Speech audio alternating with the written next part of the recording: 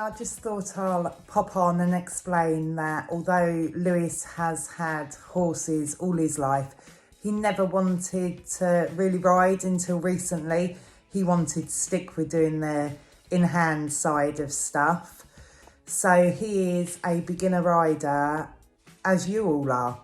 So he makes mistakes, as does everyone else. But it's nice to follow along with his journey. And as he's learning, then I can make videos to help you learn as well. So let's get on into the video. Hiya and welcome back to our channel. The other day I got asked a question on if I taught my kids to trot, and if so, how did I do it? So yes, I did. I've got 3 children and I taught them all to ride. So today we're going to go through the how I taught them to trot. So if you just want to stop him there, Lewis.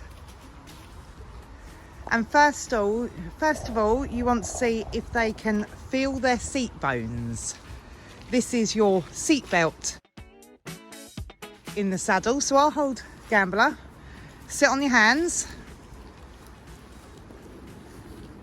Can you feel your seat bones? They're bones in your bum cheeks. Yes. Right? Now lean forward a little bit. Can you feel them? No. Lean back. Can you feel them? No. No. Right, so sit up straight.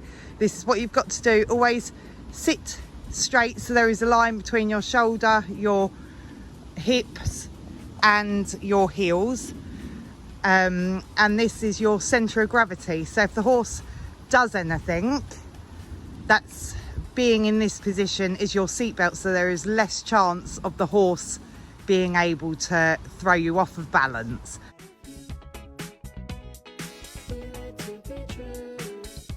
So take up your horse again.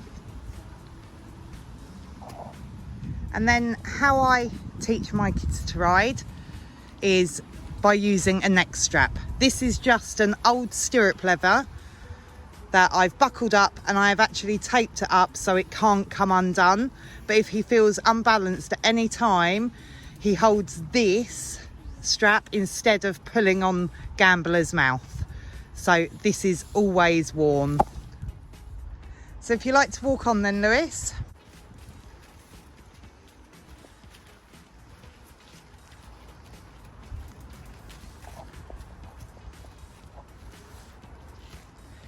And most places get you to trot by holding your saddle. Hold your saddle, Lewis. Right, and when you're walking, try and steer him, otherwise I'll get the lunge line. Right, when you ask him to trot, rise with holding onto your saddle.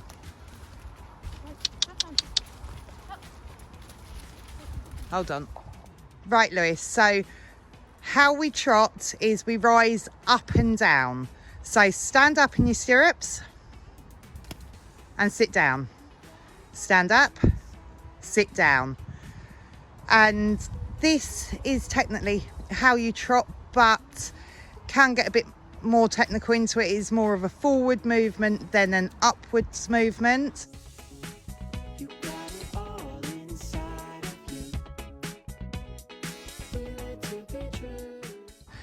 But we speak more on that one in a minute.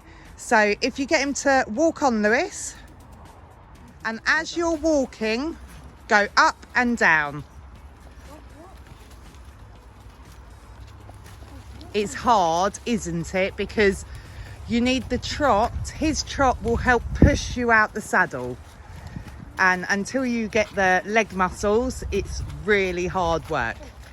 So if you... There. Right, and now hold your saddle. Most places will teach you to trot first by holding your saddle. Just remember, Lewis can trot, but this is for the beginners. Hold your saddle, Lewis, and ask him to trot on.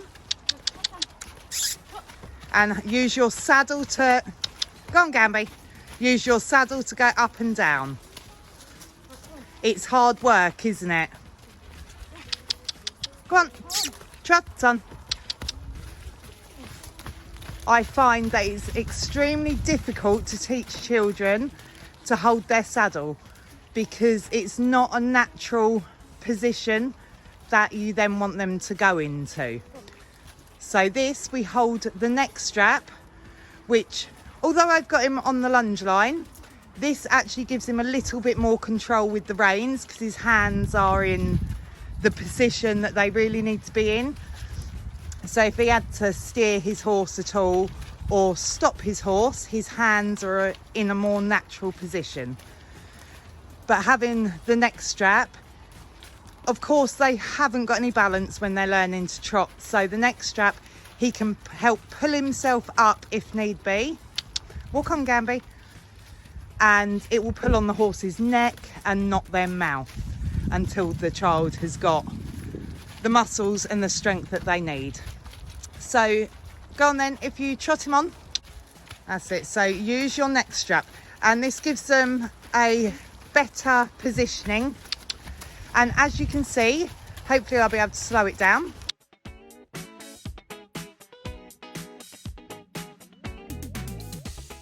That Lewis's hips actually go forward instead of up.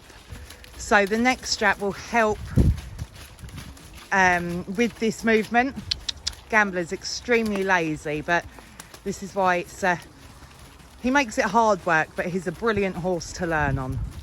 So the neck strap helps them get the right position, and it is just rise and fall, but with the movement of the horse will throw you out the saddle.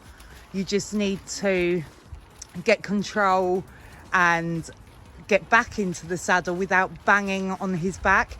It does take a lot of practice. Right, if you want to trot him on again. So his movement will push you out the saddle, and you control your bottom so you don't bang on the horse's back.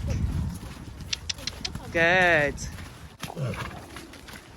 And that's it. And once they've got the hang of the trot, going up and down, it's always a good idea to teach them early on that there is actually a right leg that they should be on and an incorrect trot leg that they should be on. Lewis, do you know if you're on the right leg or the wrong leg? Huh? Trot leg. Do you know if you're on the right trot leg or the wrong trot leg then?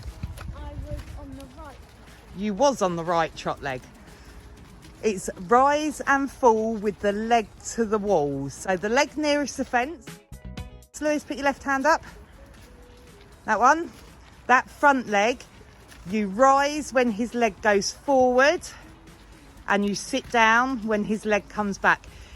It is hard to get used to, but if you can learn that early on, it will set you up for the next thing of learning how to canter, because being on the right trot leg will give you the correct balance for your horse to pick up the right canter leg. Right, so if you trot on again, Lewis, and tell me if you're on the right leg or the wrong leg.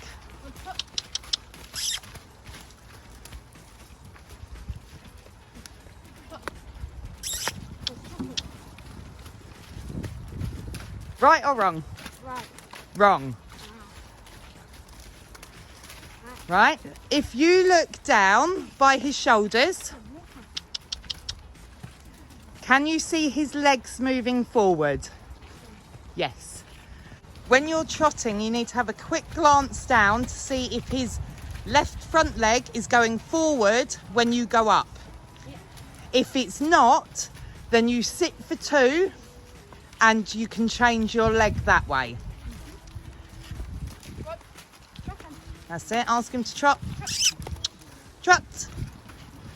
Are you on the right leg or the wrong leg? You're on the right leg. It's hard, and you will actually begin to feel whether you're on the right leg or the wrong leg without looking. But it is hard.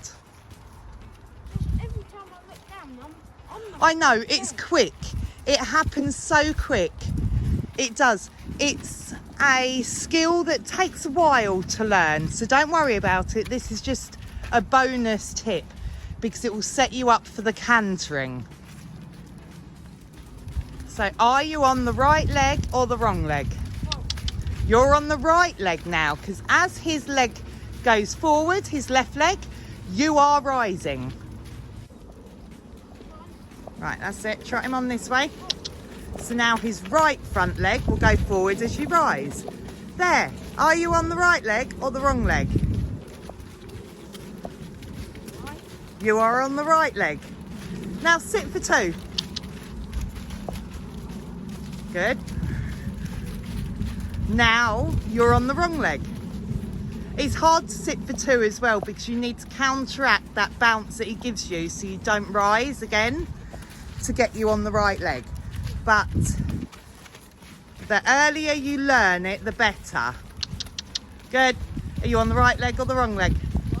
Right leg. It's a very funny feeling, isn't it, to try and work it out. Keep your hands steady. Good. That's it. The neck strap's always there if you need to use it to help push yourself up. Good. Gambler doesn't make it the easiest because he is extremely lazy. Good. And then when you're ready, squeeze your reins and sit.